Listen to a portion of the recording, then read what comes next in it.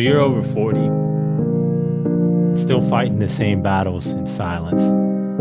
The unfinished projects, scattered thoughts, shame that whispers. You should have had it together by now. But here's the truth. You don't need more discipline. You just need a different kind of direction. You're not broken. You're built different.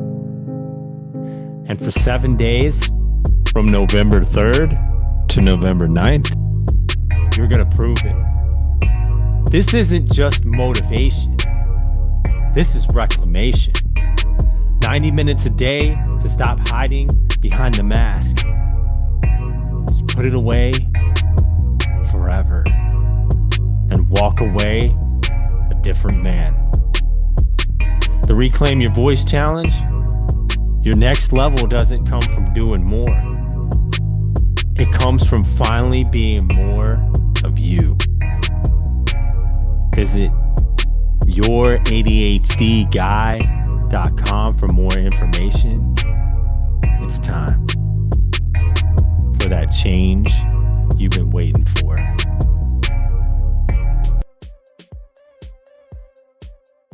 You have to be comfortable with who you are to the stamp from enough to that it's undeniable. You cannot, if you know who you are, you know your character, you know your morals, you know your principles, you know what you stand for, and you're secure in that, then you become almost judgment proof. This is Don't Mind Me, I Just Have ADHD. But let's be real. ADHD doesn't just mean forgetfulness or fidgeting. It's meant being labeled, masking, performing just to survive in a system that wasn't designed with us in mind. The podcast isn't about fixing you. It's about unlearning the shame you were handed down. Here we talk about ADHD, trauma, addiction, depression, healing, identity. All the messy things that make us human in our life and work. And we do it with fierce kindness. I'm Ron Sowers, your ADHD guy. And if you've ever felt like you had to earn your worth, if you ever struggled to slow down, speak up, or show up without a mask, welcome. You're not too much. You were never broken. And now you're waking up. Let's remember who we are together. What if we stopped waiting to feel ready and just stepped into the game? Today, I'm talking with Eric Jennings, a youth soccer coach, leadership mentor, and host of the World XP podcast. Eric knows what it's like to work with an ADHD style brain, overthinking, freezing up, getting stuck in perfectionism. But what makes his story powerful isn't just what he's accomplished, it's how he's got there. From navigating rejection in elite sports to becoming the coach he wished he had, Eric shares how sports became more than a game. It became a classroom for confidence, resilience, and emotional growth. We're diving into how ADHD shows up as paralysis analysis and how movement breaks the loop. Why "don't let perfect be the enemy of good" isn't just a quote, it's a lifeline. The goldfish brain, and how athletes and all of us can become judgment proof by knowing who we are and standing in it. And hey, if you've ever felt like your ADHD brain is wired for action, but weighed down by doubt, this episode is for you. Make sure you stick around to the end for a few game-changing mindset shifts you can start using today. Let's play. Welcome, Eric. Thank you for being on the show. Yeah, absolutely. Thanks for having me.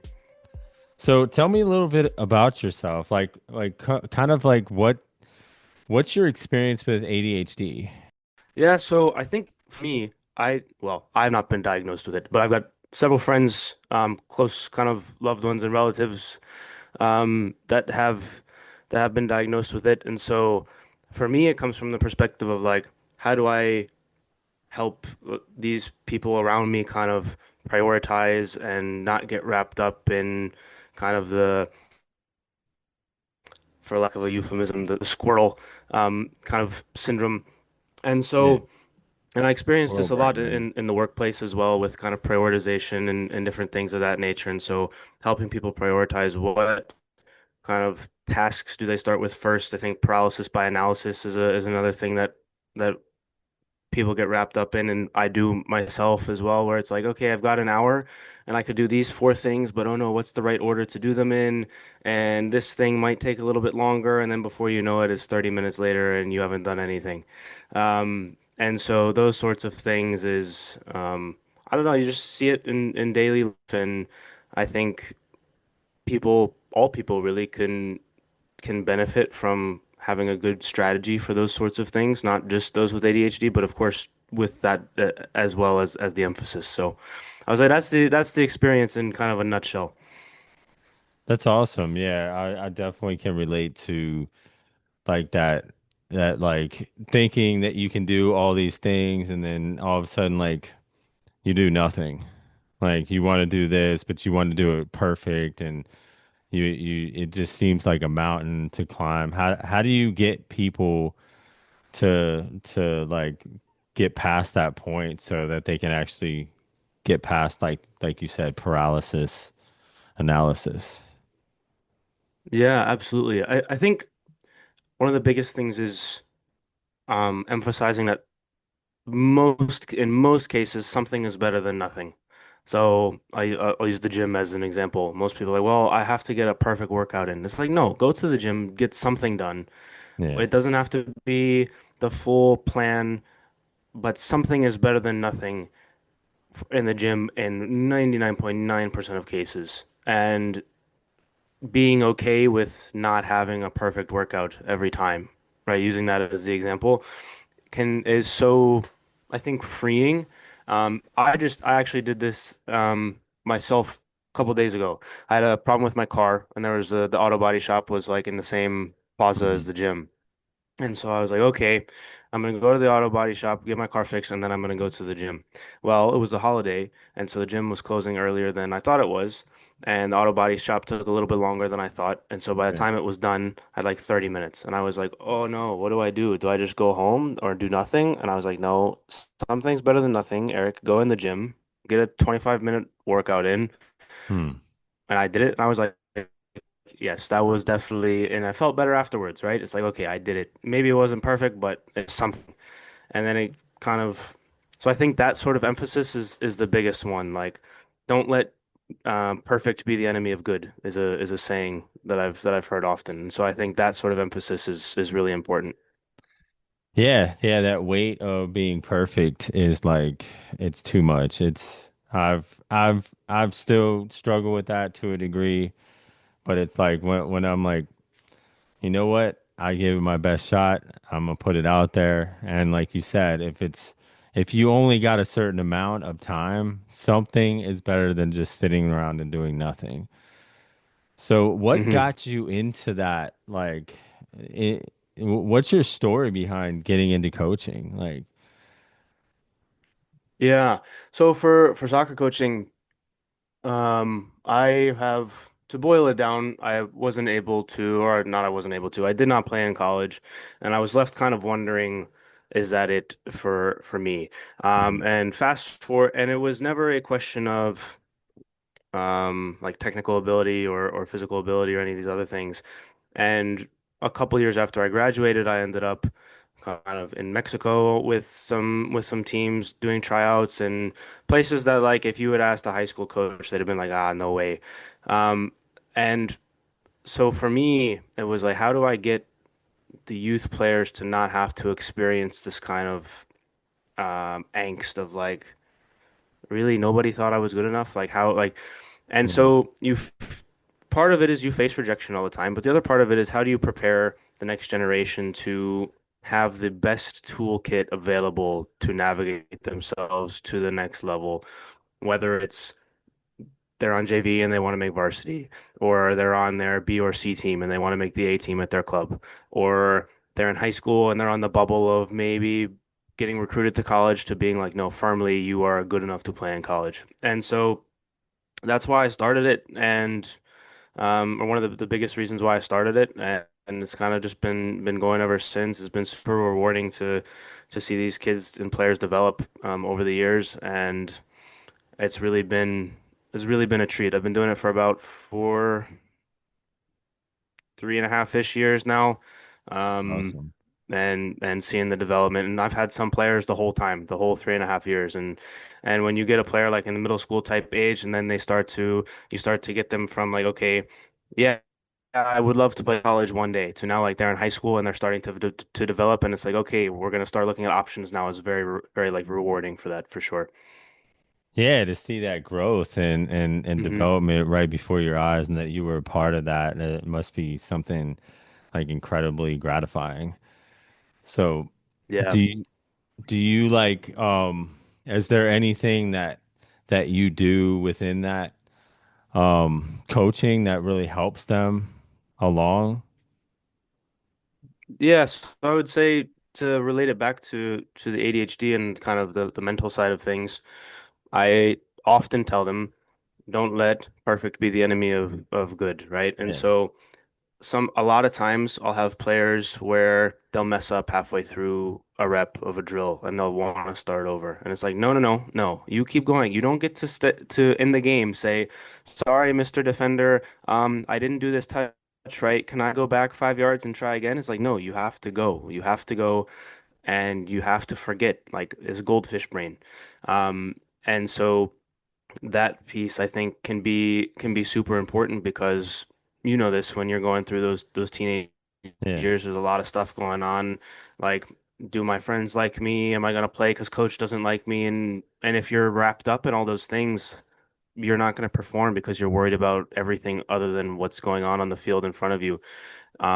And so kind of getting them to focus on the game and to be able to block out the rest of it and to focus on that specific task for a very long period of time. Like, Yeah. game is 90 minutes. It's a long time. Yeah.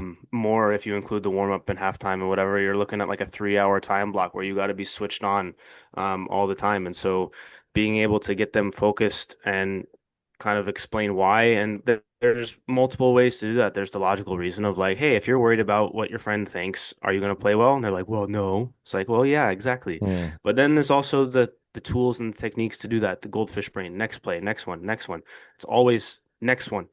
Hmm. Um, and that sort of thing helps, I think, with the mental side. Of course, I do stuff with the technical and the tactical and the physical side, speed stuff, ball mastery, things like that. But um, for the purposes of your show, that's kind of the biggest mental piece is that goldfish brain being able to lock in on it's okay, I messed up, next one. And not having it be a reflection of who they are as an individual, but rather that rep wasn't good. That was unlucky. Next one, right? Because Yeah. sometimes you internalize that. You're like, okay, I am bad at this thing, therefore I'm bad. And it's getting that out of them is, I think, super important.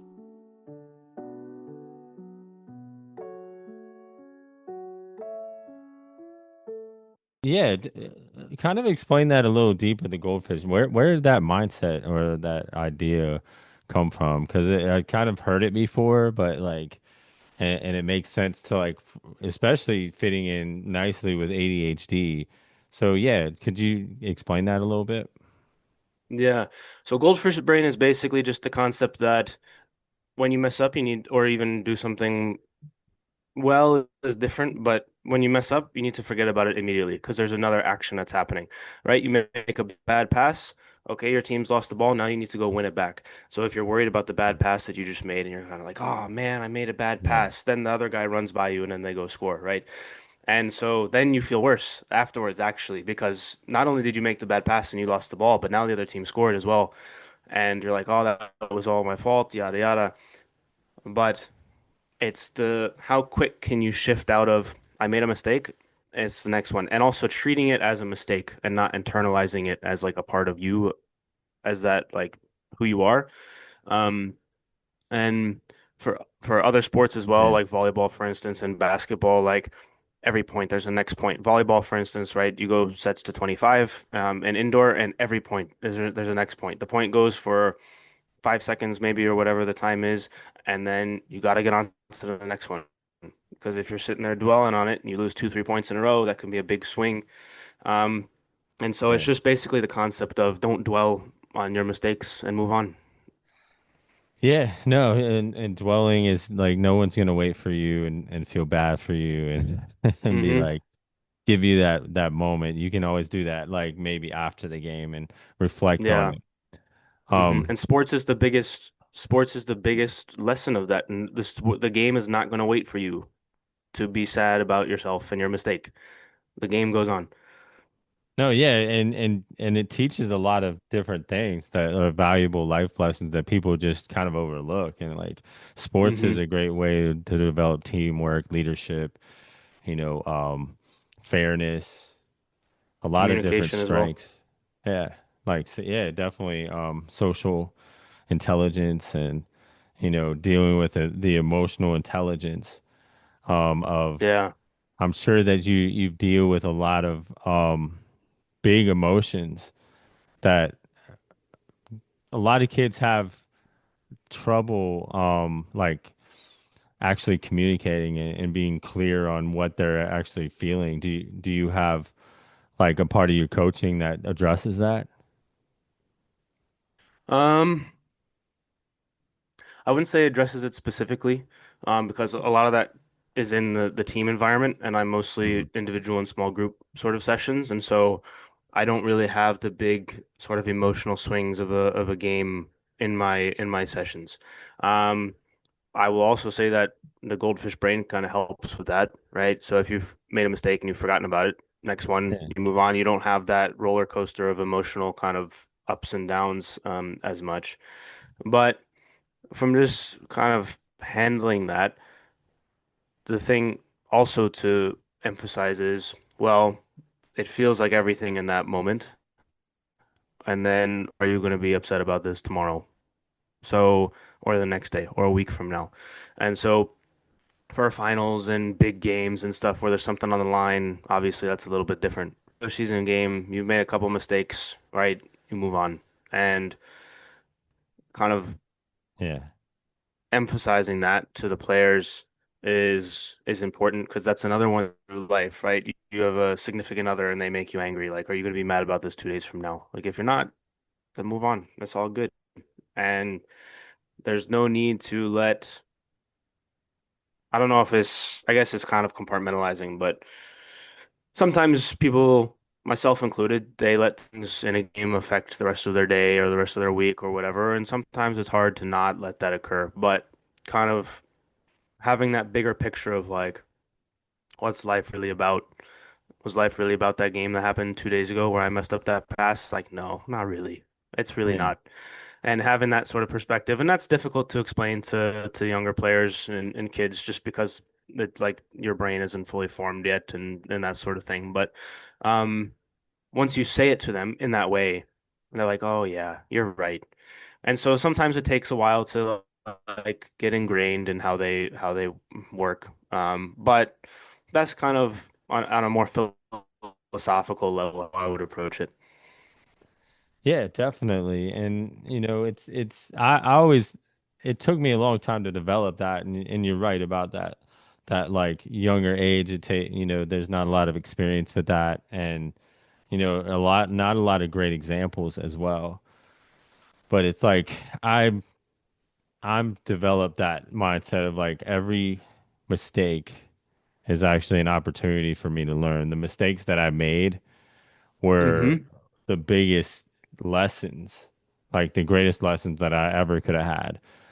Because like I Yeah. can read all the books and get all this theory and do it but until I get into those situations and make a mistake, that's that's where the learning stops. So, Absolutely. Yeah, absolutely. And you can always tell them as well, like, now you know what not to do. So now you don't do that next time. Do the other thing.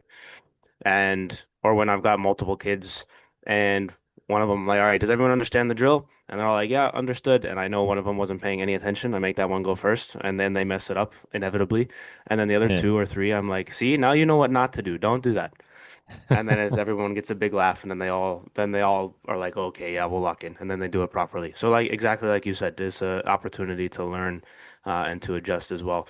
And keeping that, I think that's very important that you mentioned that as well because it's really important in life. Like you make a mistake in a conversation, right? You can play it back in your head. Oh no, I should have said blah blah blah. But then you know next time, right? You're kind of negotiating for a salary raise and you go in and you're like, okay, I want more money. And you're like, okay, your boss is like, cool. And what have you done to do that? We Yeah. have no more money. We're not going to give you more money. It's like, okay, well, now you know to not do it that way next time. Now you know to say, hey, I've done XYZ things. I've solved these problems. I've taken on these additional responsibilities. Is there a way that we can get to this number in whatever period of time, right? Like the way that you approach it. Yeah, exactly. Silver linings within everything, for sure. Yeah, and the fact is like it's difficult in our society to like just we always want to be perfect. We're judged by like what we don't do. So Hmm.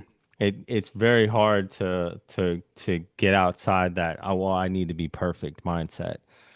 But, the biggest thing for me has been like I'm human. That's part of being human. That's the Yeah. most beautiful part about being human because it's like we don't like we're not attracted to those stories of like this guy had everything and then he got more. No, we're Hmm. attracted to those stories of like that guy struggled, that guy could have gave up, but he actually dug deep and learned from those mistakes and became a better person because of it.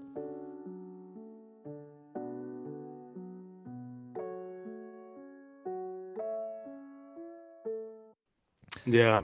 Yeah, I agree with that. I would also add, in terms of the pressure of being judged and to be perfect, I think a good way, at least for me, that I've found to get around that is like you have to be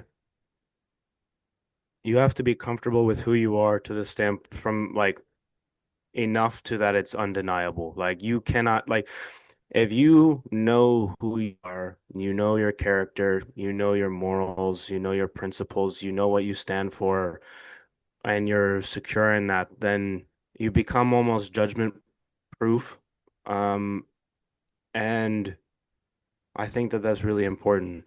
Like people that I coach have confidence that I'm going to show up and what I'm going to teach them. And there's no, so I don't worry about people judging, oh, is this a good drill or not? Because the proof is there for for everyone to see, Yeah. right? Like the results are there of the players for everyone to see. Um, and so I have no I'm willing to take risks and try new drills and make drills up like and I do it often now. These like I'll start off sessions with kids that I've had for a long time, players I've had for a long time. I'll say, is there anything you want to work on today? And I'll say like, yeah, I want to work on this sort of scenario. And it's like, okay, cool. Then I have to come up with something in my head and I feel no pressure or judgment of is Hmm. this drill going to work or not? Because the proof is there. It's undeniable that the players have developed over the course of time. And so it makes that sort of it's so freeing to be able to do that. Yeah, that's powerful. So, what's a story of a player you've coached who really grew not just as an athlete but as a person? Hmm. Let's see. I've got a couple that that come to mind, but I'll start with this one girl in particular. I've been training her for maybe two-ish, a little over 2 years. And when I my first session with her, low on confidence, came from maybe not the greatest team environment. Um, Technical skills weren't maybe the best, but there was a good heart in the player. And how she's developed over the years is the confidence has grown. Is like it's been like exponential growth. The technical skill has grown, the confidence has grown. She's Mm. taken on some internships and shadowing doctors around, Wow.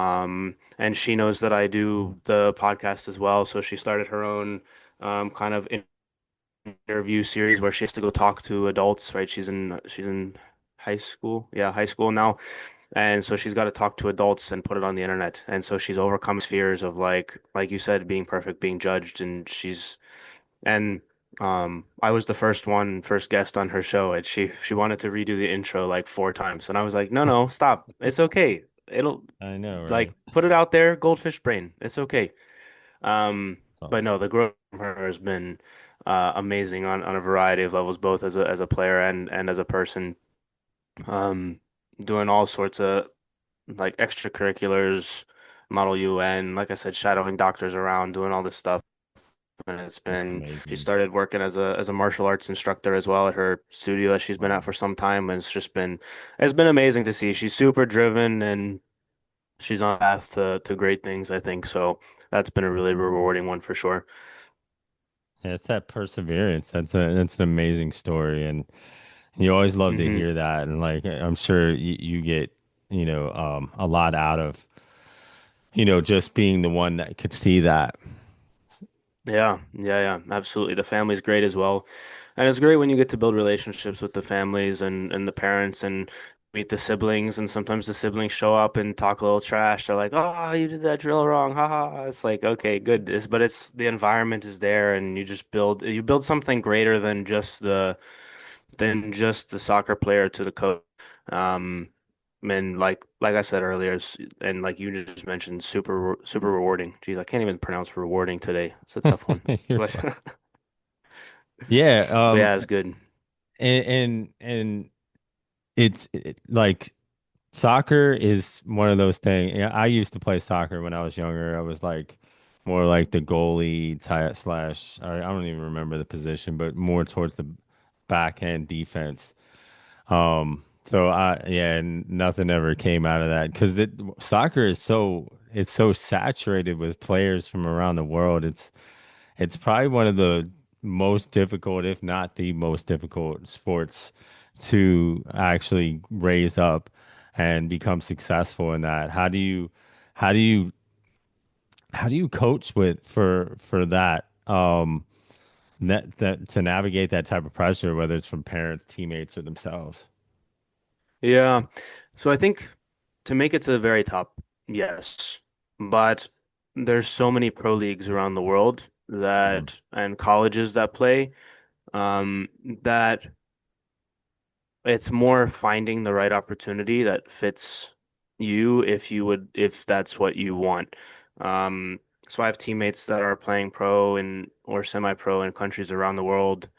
mm, But it's finding the right environment. So I have one teammate in particular that comes to mind, Danny Cabrera. He's playing pro in El Salvador, right? So awesome. when people who aren't like really deep in the weeds of soccer, you would not go, oh yeah, I'm gonna go play pro in El Salvador, right? You think of the Premier League or the World Cup or some of these other like, kind of super Yeah. big leagues and stuff. But there's leagues and there's opportunities everywhere, and so it's really about just finding the right fit for the player and what they need. And so that's the difficult part, really, is like once you're coaching to a certain level, then it's the way I describe it is, right, every soccer player, it's like you're applying for a job. Do they need a player in your position?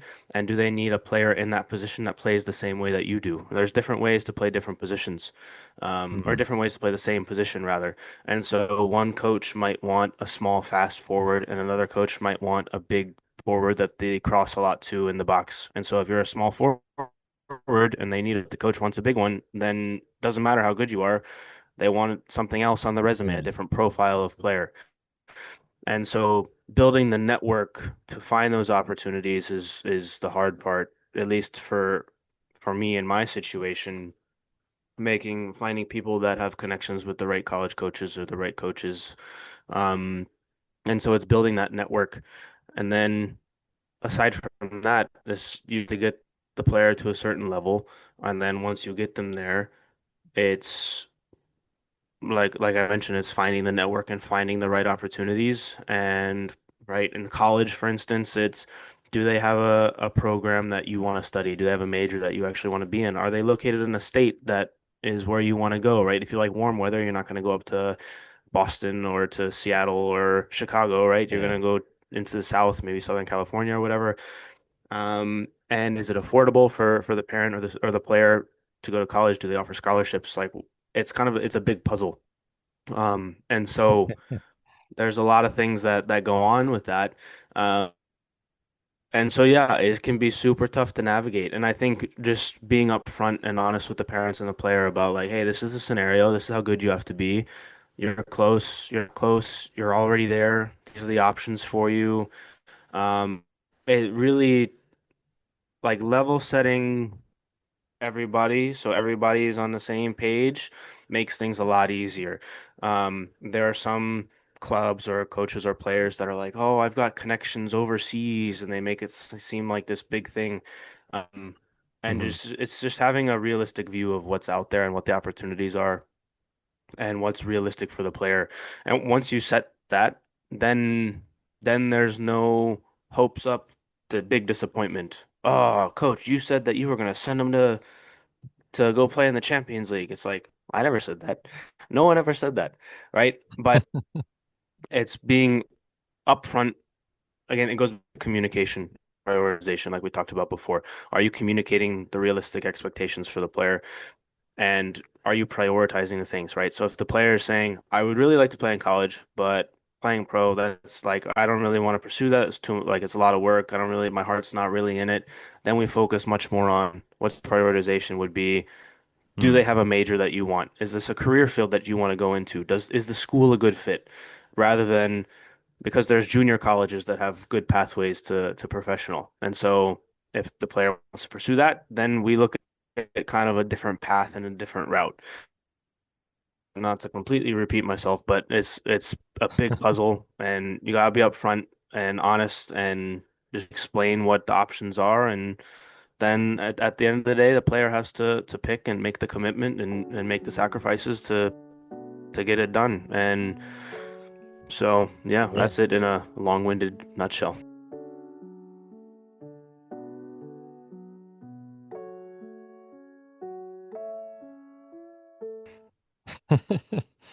I like that.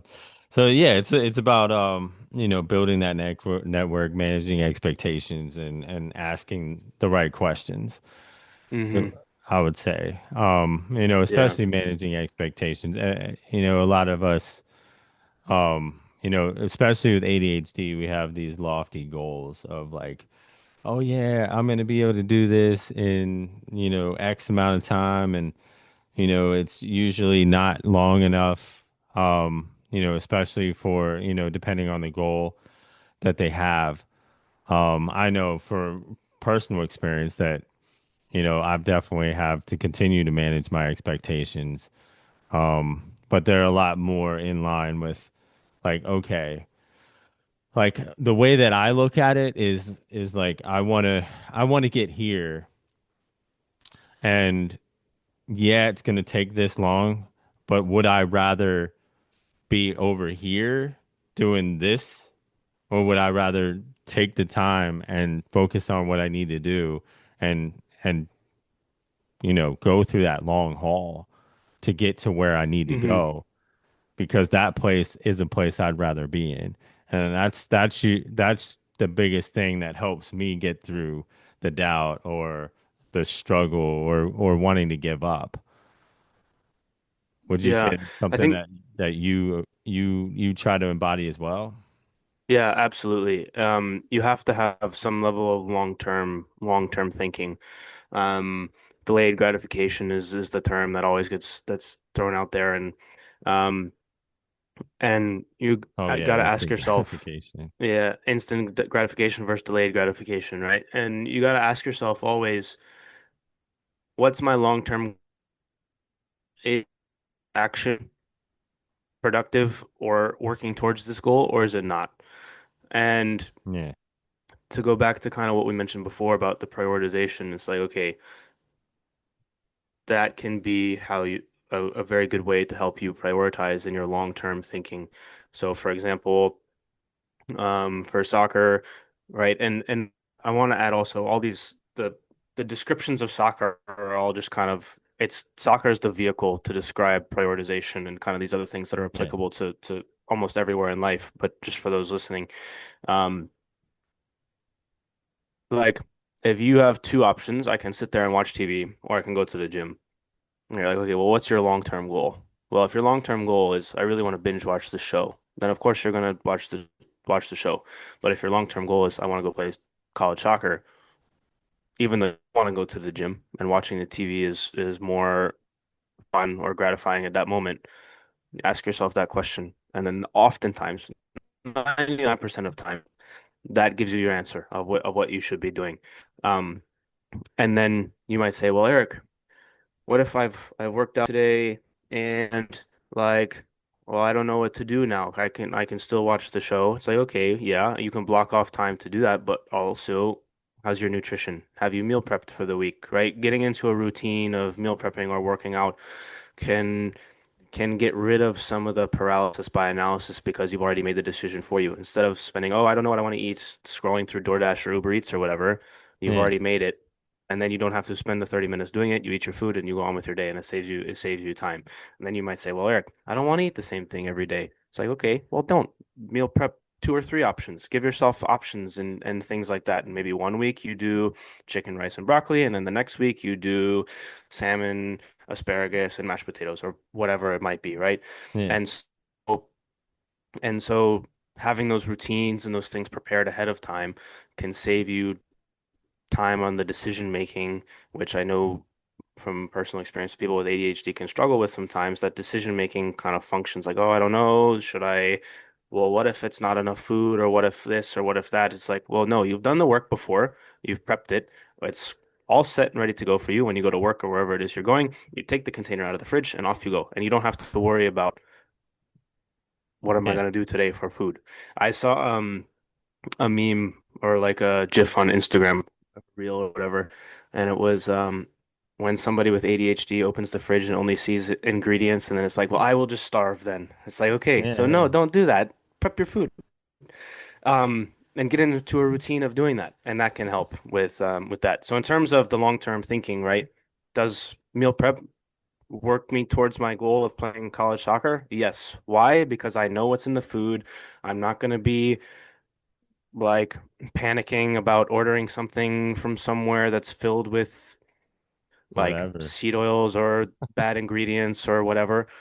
And so it goes back to, does this help me towards my long-term goal? Yes, I do Mm. that.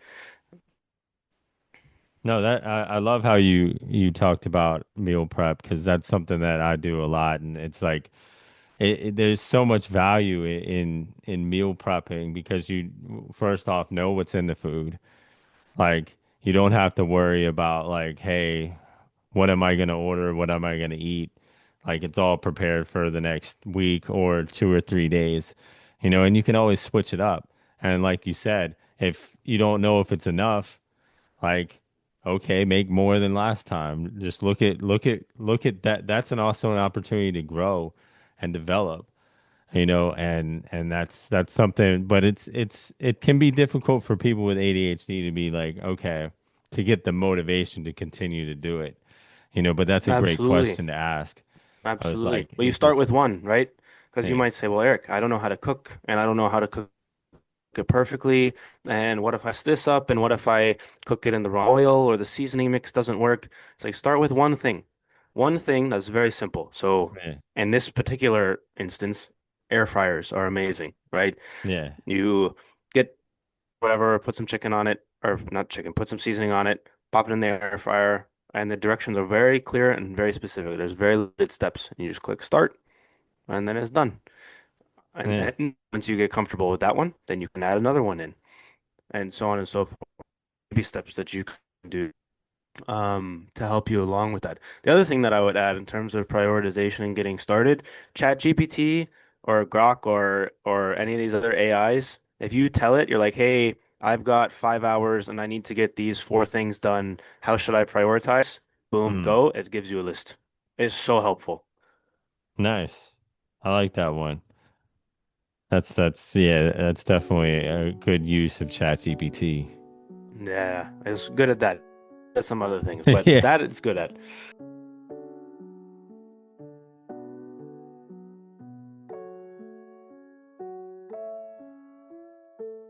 Switching it up, Hmm. switching lanes or whatever. Your podcast highlights the unique stories of people making their way in the world. What drew you to storytelling alongside coaching? Yeah, so the storytelling stuff is actually quite funny. I had several we were all locked inside during COVID, and I had several friends, the way I describe it, and if you're listening, I'm exaggerating slightly maybe, and you know who you are. I had several friends kind of, I'll say, go off the deep end politically either way. Um, and people were yelling at each other on social media, and it's like, hey guys, like what are we doing here? And so one of them suggested, wow, you really kind of asked me some questions and made me think about things in a way that I hadn't thought about before. And you don't come at it from like an attacking or you're just wrong. Have you ever thought about starting a podcast? And I was like, well, no, not really, because who cares what I have to say? Um, and then I thought, well, it's not really about what I have to say, more if I can ask the right questions to get somebody's story out there so somebody else can learn something. It's like, okay, that makes sense. And then we were all locked inside. And I was like, okay, well, I guess if there was ever a time to do it, now would be the time, and it's probably more productive than just sitting there and watching TV and playing video games. Mm, Let's give it a go. And here we are, 5 years and some change later, 230 episodes in, and it's just been off and running and gotten to meet some really cool people and have some really great conversations like yourself. You'll be on my show as well, and yeah. it's been amazing. And to hear some of the stories that have come out, like I had one recently. This guy, he's using the gut microbiome from earthworms, they're decomposers, and he's making an industrial size one, and he's feeding it plastic like water bottles, and it's turning into fertilizer. And so in terms of the future of environmental stuff, it's like that could be a big win for humanity. And getting to talk to these sorts of people who are doing all Wow. these crazy stuff, these crazy things, it's like it's a blessing and to be able to learn from them. And the other way I describe it is like I've given myself a borderline like undergratification just by talking to all these people that have been at the top of their field for however long. Um, it's been amazing. And so that's kind of how it started, and it's kind of morphed a little bit, as things do over the course of that long. Yeah. But yeah, it's been great. No, that's awesome. And like it- I've the more that I've do research on different things or talk to different people and like yourself too, like how would you think like a soccer coach could help people with ADHD? Like, you know, it's amazing. Like I always believe in that interconnectivity of people and that we all can learn something from each other. Like if we're just open and curious about it. That's awesome Yeah. that you do that on your show. Yeah. I mean, I wish I could fly people out and do it in person, right? In person is better than Zoom in almost all cases, I think. But I don't have that much money. So Zoom is the next best thing. Yeah, definitely. So has hosting your podcast changed the way you coach or vice versa? Ooh, that's a good question. Um, I would say both together have made me sharpen my communication skills. Um, I've become more comfortable with like pauses and silence and picking my words more carefully. Hmm. And that's helped me with all aspects of life, work, relationships, coaching, podcast. And then also from the standpoint of active listening. So if I have a player come to me who says, hey coach, my knee is hurting or whatever, then I have to be thinking of people listen just to respond. But when you're doing the podcast, you can't do that. You have to be genuinely curious in what the answer is. Figure out Yeah. what the next question is going to be. Remember the next question and still pay attention to the answer. And so for coaching, it's my knee hurts. Then I rack my brain for like, okay, what are the potential knee injuries? Hone in on it hurts this way, it hurts when I do this. What about when you do that? Can you squat? Can you bend your knee this way? Can you stand on one leg? Does it hurt when you do this? And you're kind of racking your brain through the library of stuff that you know while listening at the same time. And so it's it's helped with sharpening the communication and I would say the problem solving like on my feet, like on the go. Yeah. Um, they've kind of helped each other a little bit rather than one influencing the other. That's incredible. And there's a lot of strengths in there, especially the active listening. It shows like humility, compassion, and that you want to actually like, because as a coach, you can come in and be like, well, I know all the answers. What is this kid? He probably just wants to be, try to get out of doing some work. So instead of just taking that mindset of like, yeah, let me find out more what's going on in that situation. Do you add aspects to like mental health from anything that you've learned with the coaching, or is that something that you focus on, or Well, I think the stuff that we talked about earlier goes with that, right? It's I tell the players they're like, "Oh, I'm nervous for the game." It's like, "Okay, that's completely normal." Remember all the drills that we did earlier this week and you did them all like really well? Yeah. Okay. How's your preparation feel? Oh, it feels good, coach. Well, then you don't need to worry. You let the preparation and the habits take over during the game. And so from the mental health perspective, I think that piece helps. The goldfish brain piece helps that we talked to earlier. Um, Not dwelling on mistakes yeah, and just having confidence in themselves and their ability. That's really the other thing is when you break skills down into a level. Like I've got one player that started this summer and she was like, I can't juggle. I can't juggle a soccer ball. And I was like, yes, you can. She's like, no, I can't. Now, and so we broke the skill down in a way that she didn't feel like she was juggling. We were doing a different kind of volley drill. And then about 2 weeks later, I was like, okay, now try it and juggle again. And she breaks her record by like 4 times the amount that she got before. And I was like, see, you can. And she was like, oh my gosh, right? All happy and everything. wow. And so it's giving the confidence that they can actually execute that skill. And then they know that they can execute it. And now it goes back to that undeniable piece before. It's like I've done this skill 1,000 times with Coach Eric. I might make a mistake, but I know I can do it. And having that kind of confidence just exudes, and then everything else kind of rises with it. And so Yeah. I would say the mental health is a byproduct of all those things, right? We don't necessarily focus on if you're feeling bad, do this, or if you're feeling you do that. Like there's a little bit of that here and there, but those things tend to dissipate when the confidence in the ability and the preparation is there. If they're confident that they prepared properly and in their ability and in the they've done of that particular, and those things tend to kind of be mitigated and go away a little bit. So I would say it's an indirect approach to mental health more than anything. Yeah, it's just reminding them of like, hey, look, you did this, you're good. Emotions come up, like Hmm. especially, and that's normal, and just being okay with them to be like I often say or remind myself it's okay to be scared. It's actually a good Yeah. thing because it means that you're worried about doing it right instead of coming in like overconfident and you're like you need those emotions to kind of guide you in the right direction. I always feel and try to pay attention to my emotions a lot more because they're really like the GPS of like where I need to go in life, like how Hmm. what conversations I need to have.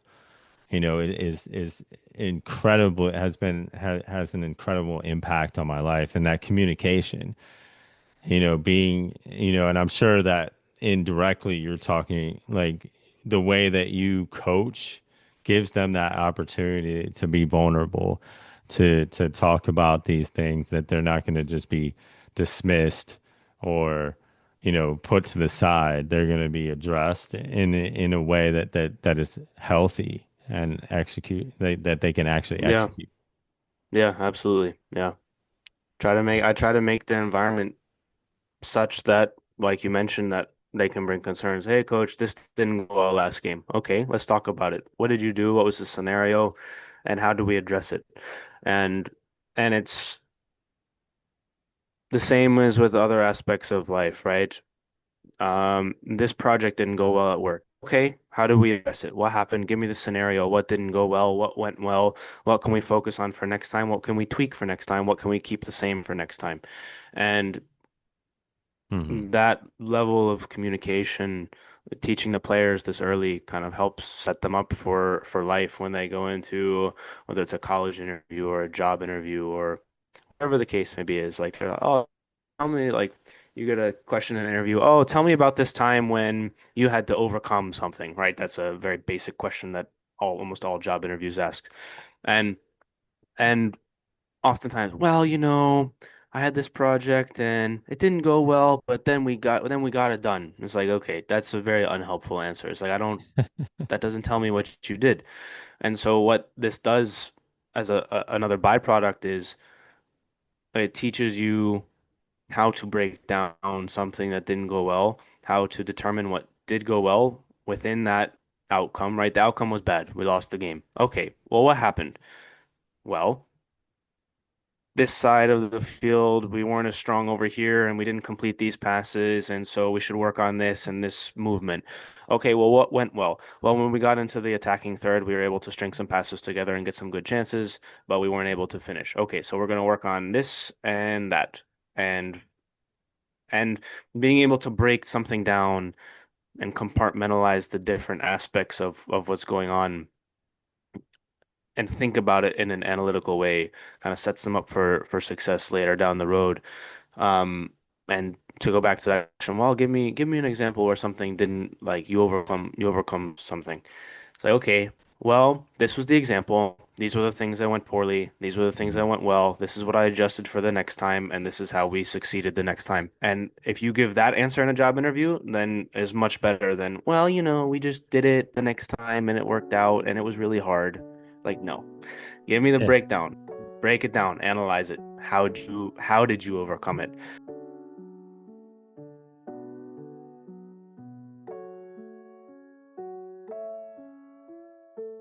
Again, it's just setting up, just creating the environment where they learn to break all these things down. I ask why all the time. Like, Yeah. okay, what happened? Well, I didn't do it that well. Why? And then they think about it and they're like, well, because my body positioning wasn't good. Okay, good. Break that down again. What about your body positioning wasn't good? Well, I didn't open up my hip enough to, right, whatever the situation is. It teaches them to think and to actually be self-aware rather than just giving the answers.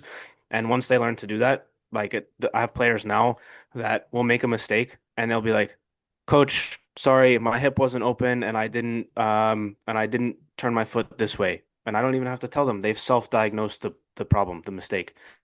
And Yeah. that's really what you want. That's the goal, right? And once they're able to do that, then not that you don't need to coach anymore, but they know and they're aware of what's going on and they're actively thinking about this happened. Next time I need to do this and I need to tweak that. This long ball didn't get off the ground as high as I would like. Okay, I need to strike the ball further under the ball so it gets more lift. And once they know these things and they can self-diagnose in game, the next time it happens, they'll do it well because they know what went wrong the first time and they know what to fix. Yeah, that's all. And that's exactly what, good coaching is like it's more about like teaching them to fish and then just being that motivator at the end. Like, Hmm. because we can't, nobody can motivate themselves the way a coach that's getting Mm. paid can motivate you. And like, that's really where it is seeing this and looking at the strengths even in the losses Yeah. is incredible because it's like you just want to focus on what you didn't do, and that's just it's just becomes a shame spiral of like toxicity that's not going to help anybody. But you can start looking at, okay, well, what went wrong? And it's usually boiled down to a couple different things, and Hmm. then looking at that, okay, what did you do well? Let's encourage that and like let's look at both sides of it moving forward so we can get better in a like better way. Yeah. Yeah. Yeah. Absolutely. And I always tell them, I'm like, what's the worst that happens here? Like, well, Yeah, nothing. I dude. just messed up. And I'm like, yeah, exactly. There's no defender that's going to take the ball and go score. Nobody's like, I've seen you mess up a gazillion times and you will mess up a gazillion more times. And it is okay. Yeah, What's the worst that's going to happen here? And they're like, nothing. I'm like, okay, let's push the pace. Don't be scared to go 70% of your speed because you're scared you're going to lose the ball on this trying this move. Go game speed because once you get into the game, you're going to be going game speed and you want the reps at that pace. And so it takes some of the nerves out. It's like, okay, yeah, Coach Eric is right. Like the worst that happens is the ball goes over there and then I try again. I'm like, exactly. Go. And then every time yeah, they're like, yeah, we got it. And then they go. That's great. yeah. At the end of the day, it's just a game. Like it's not going to Hmm. be the end of the world. Yeah, So if you exactly. could Exactly. create a dream collaboration between your podcast and coaching, what would it look like? I've done some already. I've had some professional players on the show, from some coaches, and it's really just showing those stories, right? Those are the times that I collab. It would be having professional players, professional coaches on the show to talk about their journey, their philosophies, some of the stuff that we mentioned today. How do you motivate players? How do you keep players engaged, locked in? How do you, right, the team building aspect from a coach from the personality perspective. It's like, okay, so oftentimes you got to have one or two crazy people on the team, right? They add like this extra edge and dimension, but how do you have the rest of the group not be affected by those people, right? There's always one or two that's a little bit like, all right. Yeah, And it brings an extra edge to the team. So from a team building perspective, how do you build your team to kind of get the best out of everybody? And I would say that that would be, I don't really have one person that would be a dream collab with between those two, but it's just people in the space in the industry. I've had agents on the show, coaches on the show, players on the show, it's not and messy. they all have got unique. I mean, yeah, of course, somebody like Messi or Ronaldo or whatever, but um, or maybe like Pep or any of these people, right? But Yeah, of course, of course. like those would be the dreams, but also living in the land of real life. It's like Messi is not going to come on the show. Well, you know what? Maybe he will. You never I'm not know. going to put it out there that he never will. So, but yeah, so any sorts of those people would be great, obviously, but it's the insights that you learn. I had one guy, CJ Sapong, on the show. He played for the U.S. national team and had like a 10-year MLS career. It's like, all right, CJ, talk me through. You get the call from the national team coach that you're gonna go to camp. What's Hmm. that like? And like getting that answer is just like it's like goosebumps. It's amazing. Yeah. Um, so things like that. And I've had a few of those already and hope to continue getting more players and coaches like that on the show. Um, I'll give you one answer and not sit on the fence. Somebody that's been at a World Cup, a player or a coach has been at a World Cup. Yeah. That would be sick. Like, hey, what's it like at a World Cup? Yeah, I'm Um, sure the atmosphere is electric yeah, or absolutely. So beyond there, that. I'll stop sitting on the fence and that'll be my answer. Okay, awesome. And it's been a pleasure and like we could talk for hours about everything, but I'm sure people, got other things to do. So if people want to connect with you, if they liked what you had to say, well, how would they do that? Yeah, so World XP podcast, and World XP Soccer is the soccer channel, and the podcast obviously is the podcast channel on Instagram and YouTube for both. Feel free to shoot me a DM on either, and it's just World, like spelled out World XP, the letters X and P, and then podcast or soccer on Instagram and YouTube. Feel free to shoot me a message if you want to connect, or give it a follow or subscribe, on Nice. YouTube, and then the podcast is on Spotify as well. So if Spotify is your choice of listening platform for these sorts of things, then go over there, give it a follow, give it a 5 star kind of review, and yeah, hope to see you guys over there. And like you said, Ron, we could talk for more hours, and we're about to do that on mine. So. Yeah, But go yeah, hop so over those are the there. places to find me, and um, yeah, those are the biggest ones. Instagram, definitely, if you're interested in getting in contact, like via DM, but YouTube and Spotify are where episodes live and those sorts of things. So, and we do have TikTok as well. Same usernames, World XP Podcast, World XP Soccer, on TikTok as Awesome. well. So, all those places you can find it for sure.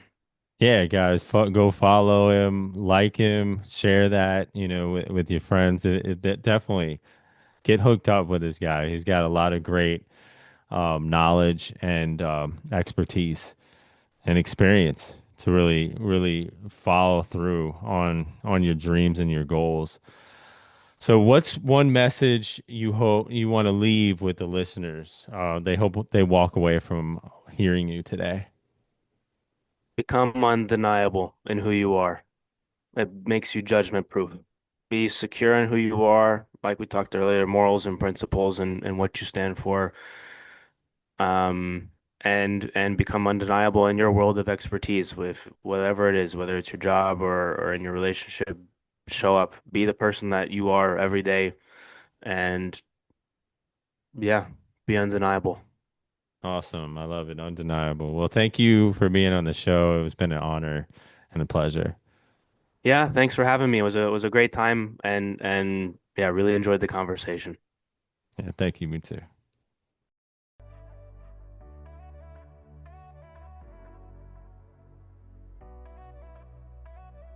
Now, that's a wrap on today's episode. And I hope you're walking away with more clarity, more confidence, and a reminder that you don't need to be perfect to move forward. You just need to start. A huge thank you again for Eric Jennings for bringing his wisdom, heart, and coaching mindset to this conversation. And if you want more from Eric, which I highly recommend, go check him out on the World XP podcast. I actually had the privilege of being a guest on his show recently, and we flipped the script, diving deep into my own journey with ADHD, mental health, and connection. It's real, it's raw, and it's a conversation you won't want to miss. Go give it a listen and show him some love.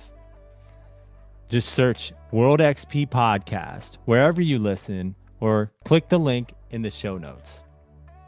Now, if you thought today's episode was powerful, just wait for what's coming next.